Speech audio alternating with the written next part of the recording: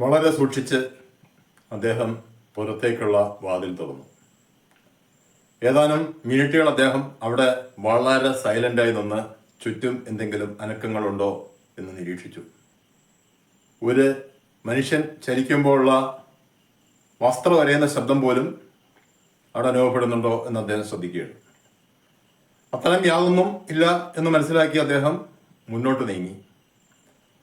പെട്ടെന്ന് അദ്ദേഹത്തിന്റെ കഴുത്തിൽ അതിശക്തമായ ഒരു പിടുത്തം. ആദ്യം അദ്ദേഹം വിചാരിച്ചത് ഒരു ആനക്കോട്ട സ്നേക്ക് കഴുത്തിൽ ചുറ്റി വരിഞ്ഞോ എന്നായിരുന്നു. അത്രയും ശക്തമായ പിടുത്തം. ഒരു മിനിറ്റ് നിന്ന് അദ്ദേഹം ഒന്ന് ആലോചിച്ചു. പെട്ടെന്ന് അദ്ദേഹത്തിന്റെ വലത്തേക്കാൽ പുറകിലേക്ക് അതിശക്തമായി ഒരു ബാക്ക് കിക്ക് പ്രയോഗിക്കുകയാണ്. പക്ഷേ അദ്ദേഹത്തെ പിടിച്ചിരുന്ന ആൾ അത് മുൻകൂട്ടി മനസ്സിലാക്കിയിരുന്നു. അദ്ദേഹത്തിന്റെ വലത്തേക്കാൽ ഏകദേശം പകുതി ദൂരം എത്തുമ്പോഴേക്കും ഇരുമ്പ് ബൂട്ടിട്ട ആ പുറകെ വന്ന മനുഷ്യന്റെ കാൽവർട്ടിന്റെ കാലിൽ കൊള്ളുകയാണ്.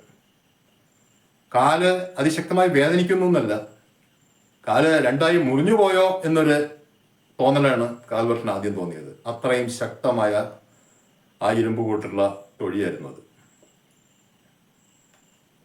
അവിടെ ഒരു മിനിറ്റ് നിന്ന കാൽവർട്ട് ഒന്നുകൂടി ശ്രദ്ധിച്ചു. ഇടത്തെ കാലിന്റെ തൊട്ടു പുറകിലായി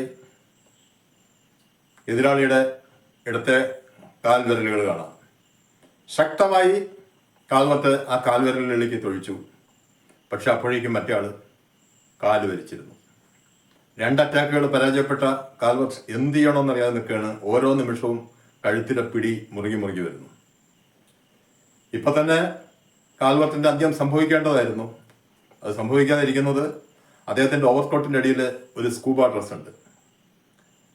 ആ കഴുത്തിൽ ആ റബ്ബർ കവറിങ് ഉള്ളതുകൊണ്ട് മാത്രമാണ് അദ്ദേഹം ഇത്രയും നേരം ജീവനോടെ ഇരുന്നത്.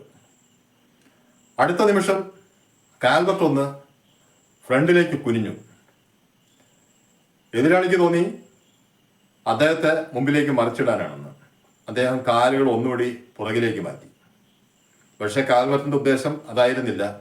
പെട്ടെന്ന് കാൽവർട്ട് അതിശക്തമായി പുറകോട്ട് ചലിക്കാൻ തുടങ്ങി.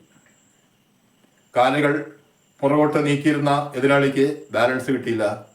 കാൽവർട്ട് അതിശക്തമായി ആ ഷിപ്പിന്റെ സൈഡിലുള്ള ഇരുമ്പ് ചങ്ങലയിൽ പോയി ഇടിക്കുകയാണ്. കാൽവർട്ടല്ല, കാൽവർട്ടിന്റെ പുറകിൽ നിന്ന ആ മനുഷ്യൻ. പെട്ടെന്ന് അയാളുടെ പിടി വിട്ടു.